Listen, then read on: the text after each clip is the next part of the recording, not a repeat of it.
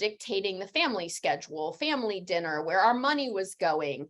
And then when they went to college and then to work, this idea that their needs were central and that they had a voice in the way things worked went with them. And I work at a university, and I can tell you when I went to college, all I needed was a decent ACT score and, a high school diploma, and they just let you in and it was fine. Like no one made a big deal out of it.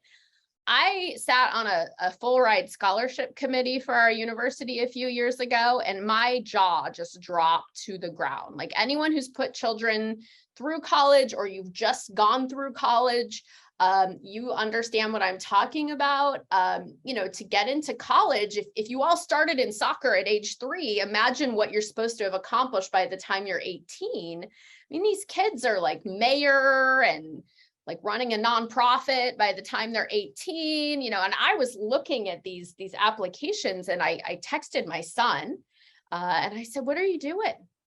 He's like, "Playing Xbox." I'm like, "No, you're not. No, you get off that Xbox. You go find some clean water for a developing country, or, you go volunteer somewhere. Like you're never going to leave my house." So there's a lot of pressure on that generation that has continued to scale. And so if you think then about millennials entering the workforce, they were a huge generation, very similar to boomers in size. They showed up ready to do exactly what we raised them to do, which was speak up, go after it, be proactive, participate, contribute. And we didn't like it. Like we got mad about it. We were like, who do you think you are? You need to sit down. You just got here. Well, they were exactly who we raised them to be. They were very proactive, but we didn't view it as proactive. What did we view it as? Anybody want to take a guess in the chat? It starts with an E.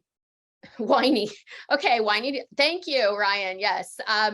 So, think about for just a second, and this will get us into our Gentelligence conversation. What's the difference between proactive and entitled? It just depends on who you ask, right? They view themselves as being very proactive, and you go tell them you're ready and you're ready to contribute. You've got great ideas. But if you're a Gen Xer or a baby boomer or a silent generation, that's not the norm we had entering the workplace. You weren't allowed to have an opinion until you earned the right to have an opinion. And that isn't how we raised our millennials at all. They earned the right by, being who they were. And there was a little bit of a bait and switch. My early speaking were a lot of managers who were silent generation and baby boomers who had kids who were millennials that they were raising to go after it and go tell your teacher you don't get B's and go tell your boss you're ready for more responsibility. But then when their employees were doing it, that was a challenge. That was really difficult. So lots of great things to dig into there.